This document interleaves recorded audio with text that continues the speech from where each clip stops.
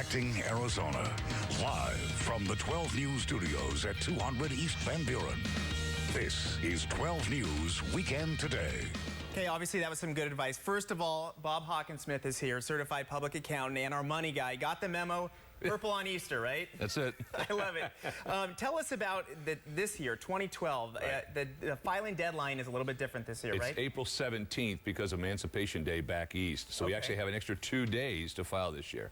Okay, why are those 2 days important? What can people do? Because you still have time. Is it important to get it on that deadline, or should people be thinking at this point about an extension? Well, obviously, the sooner the better, but you can actually go up until the last minute in order to file. And since a lot of people are filing electronically, you can get it in by 5 o'clock or 6 o'clock or even 10 o'clock in the evening on April 17th, and it will be accepted by the IRS by midnight. So, what are your two big money issues and tax issues for this year? One, people are filing electronically and they owe the IRS money. They're going, okay, I'm filing electronically. How do I get the money to the IRS? And there's a couple of ways. You know, one way is you can send the money in to the IRS by check. Two, you can actually have the IRS withhold it from your checking account, but a lot of people get a little nervous about that, so they prefer to send the money in. That's the two things we're seeing. And we were talking earlier, you know, they're not picky about how they get paid, right? There's lots of different options. Absolutely. You could send them a roll of pennies, they'd be happy, you know?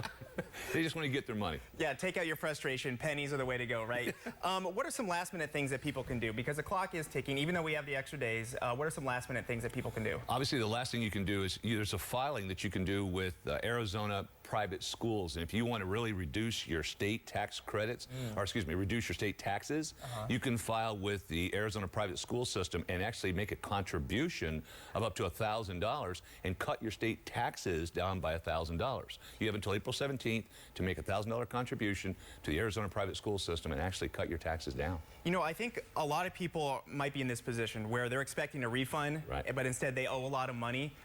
Looking ahead into next year, what's the one thing that people really sort of mess up when they are doing their taxes, or at least getting ready for next year? Where do they mess up and they end up owing a lot of money? In Arizona especially, we changed our tax laws in July of last year, so a lot of people had different withholdings on their Arizona taxes. A lot of people forget that, and they realize that they need to have more withheld rather than less. So they need to check their W-4 or check their withholding, like they saw in the piece here with the withholding calculator. There's a withholding calculator for the state, there's a withholding calculator for the federal government.